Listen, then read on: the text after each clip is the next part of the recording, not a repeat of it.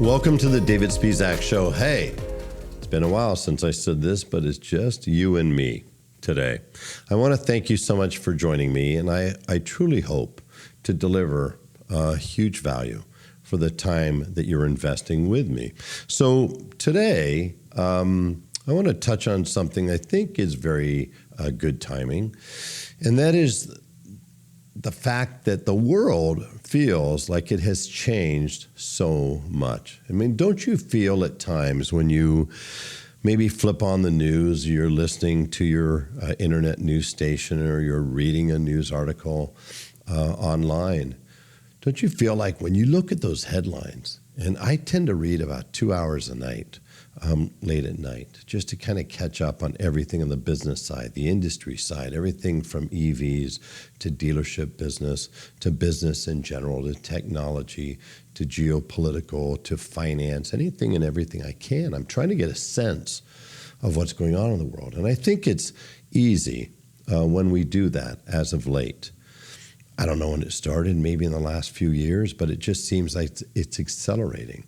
And it just feels at times, doesn't it, that the world has changed so much.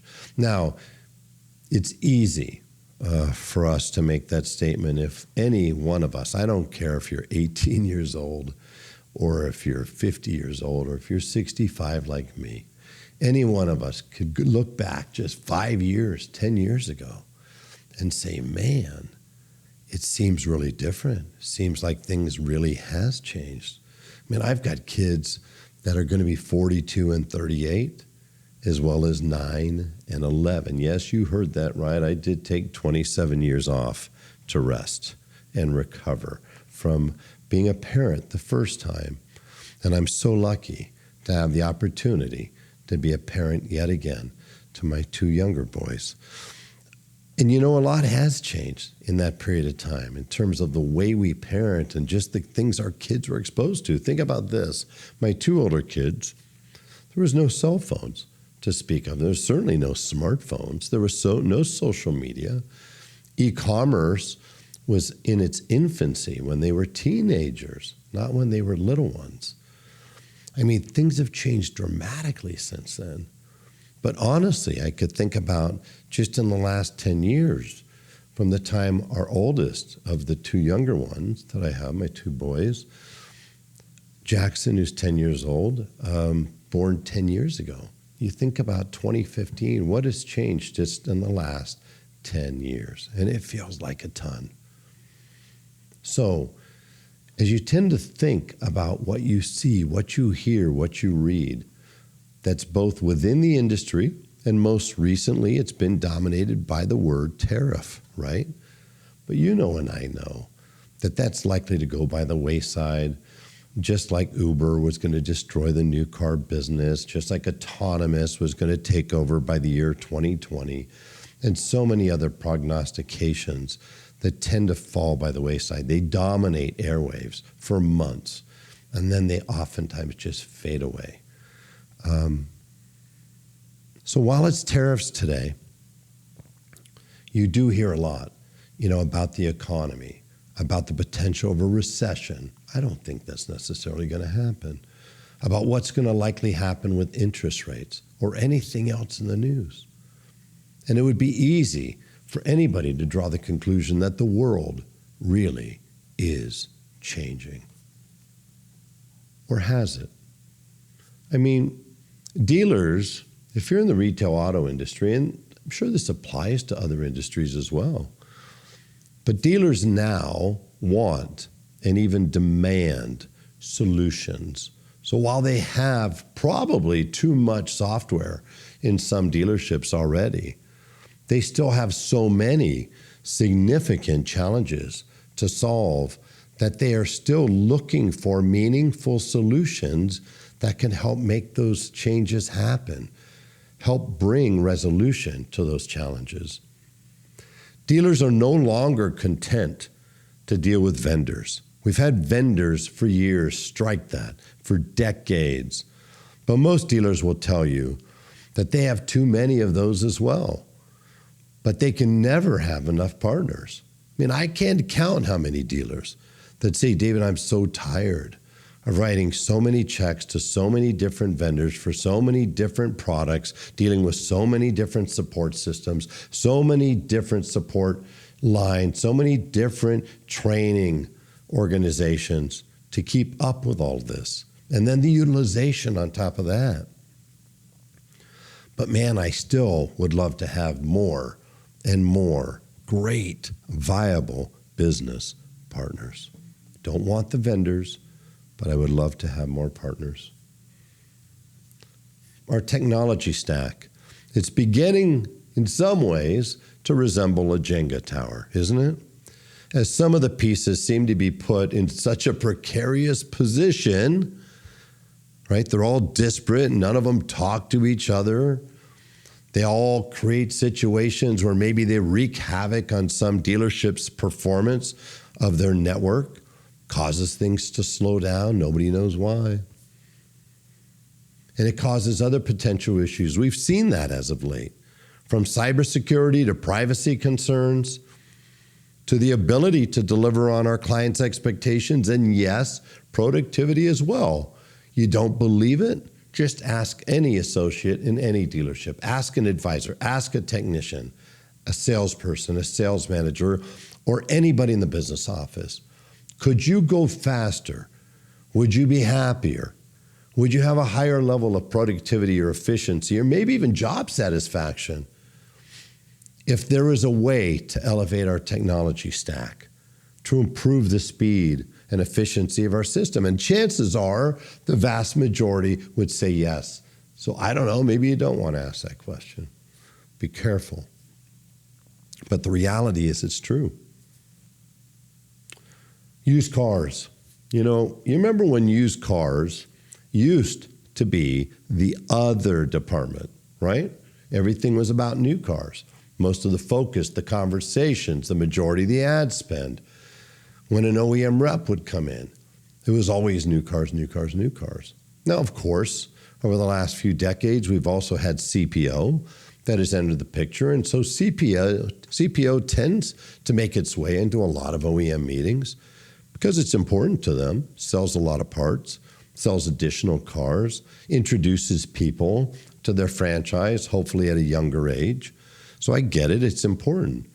But the reality is the used car department used to always be the other department to the new car department. And they sold what they could. So they might typically sell 100 new and maybe 30, 40, 50 used. We'll sell whatever used cars we can.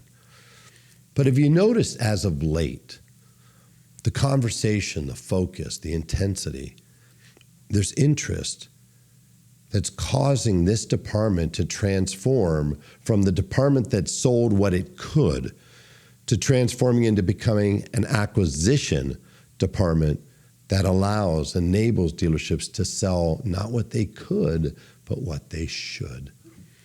So while there's some dealerships still struggling to get to 1-to-1 used to new, there's a lot of dealerships that are still 0.5 to 1, 0.7, 0.8 to 1. There's others right now that are 4, 5, 6, 7, 8 to 1 or more.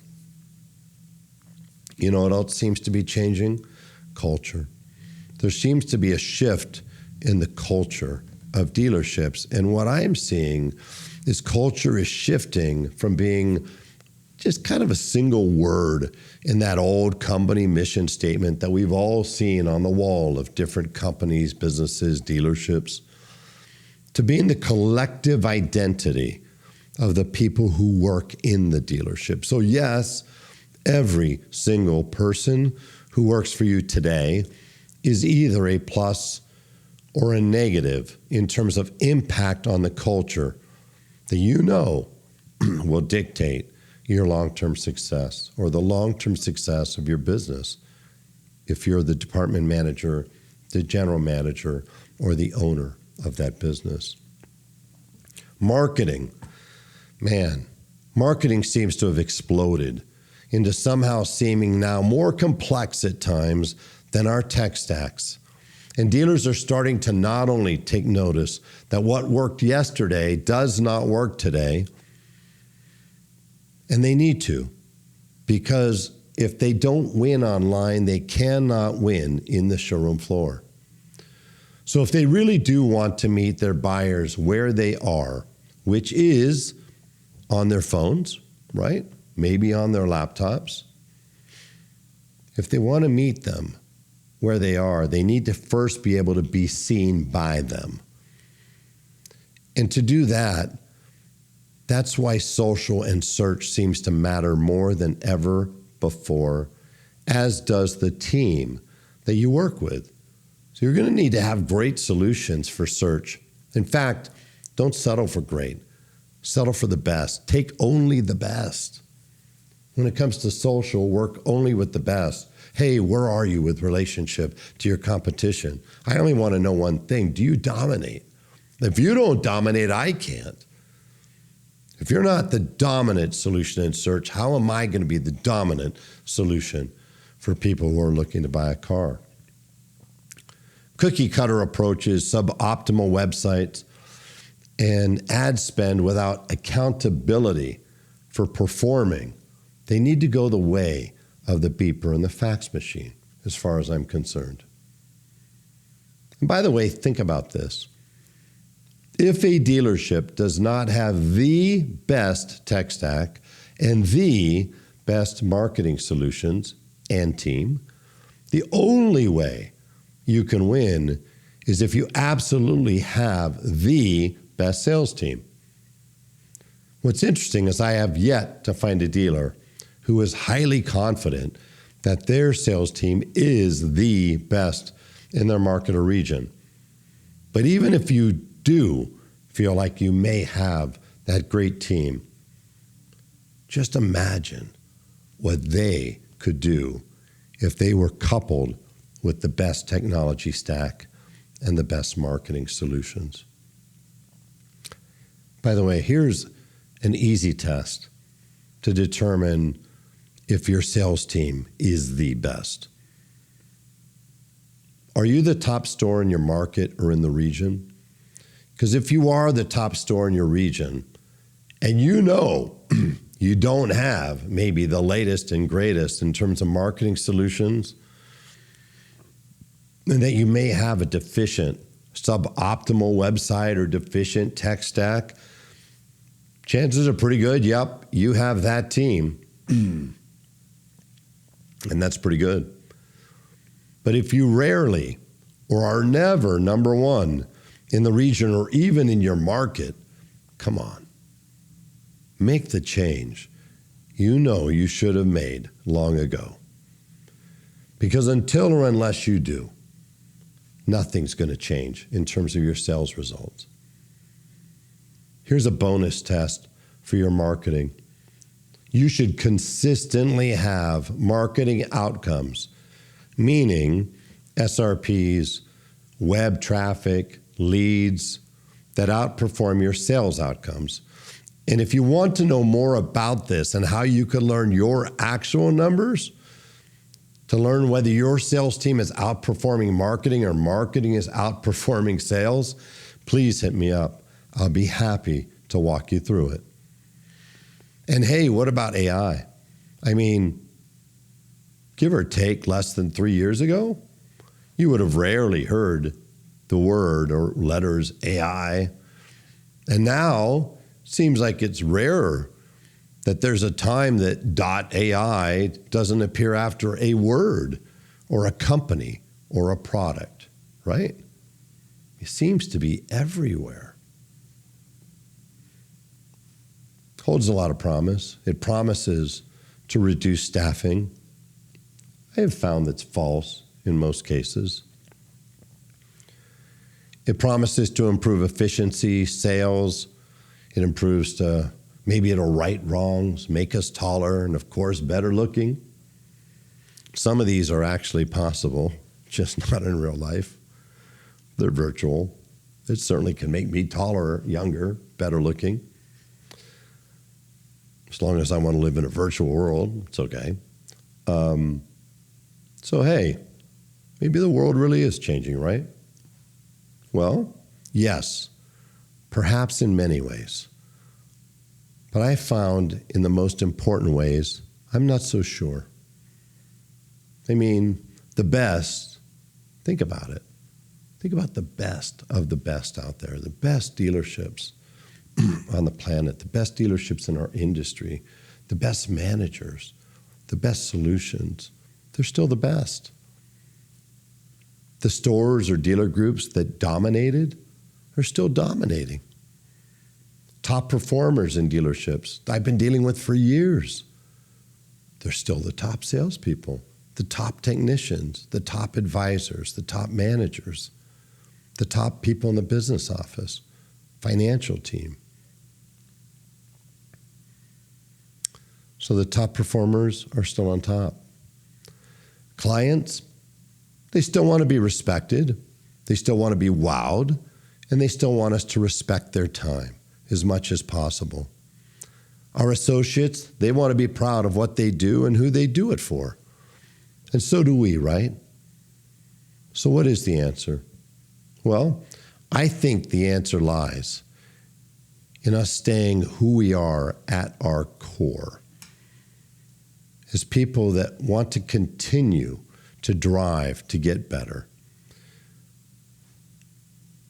If you're somebody who wants to continue to figure out how do I build and maintain and retain great teams, how do I build a foundation of great culture and accountability that focuses on what matters the most, which is, at the end of the day, as it's always been, people, our families, our clients, our friends.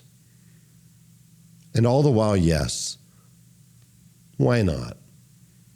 Learning to leverage the best that technology, marketing, and even AI has to offer, while not falling for the overpromises that will ultimately reveal one other reality. And that's this, that the best technology and marketing also, interestingly, is connected usually with the best teams of people who genuinely obsess about wanting our results, your results, everybody's results and future to be the best possible outcome. If you need help yourself in the midst of all this change, if the technology, the people, or marketing you have right now isn't meeting your expectations, chances are it's not going to this month, next month, or this year. So why not hit me up? And I'll be happy to have me or a member of my team audit your tech stack, do a CX audit your marketing, help you with recruiting and retaining people, improving your fixed op department, or teaching you once and for all how to acquire used cars in a very consistent and profitable way. Whether you've been in the business for 5 years or 50 years, you know that this is an industry like no other. The most resilient business people on planet Earth, who are also incredibly passionate about what they do and who they serve.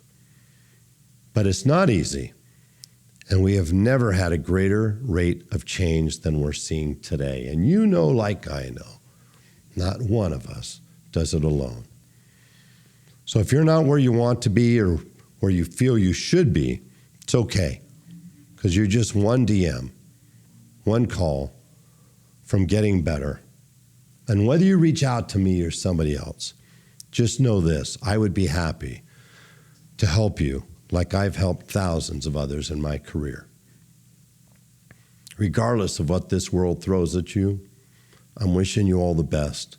I thank you for taking the time to listen to me today, and I truly do hope that I delivered on my promise to give you great value for the time that you've invested. If you like what you hear, please take the time to subscribe Also, would love to hear any review you have, good, bad, or ugly. I appreciate them all. I truly do. And if there's somebody that you know anywhere in the industry or outside the industry that would appreciate this message, that could use the message, please take the time to share this episode out with them. Thanks for listening, and wishing you all the best, always. See you next time.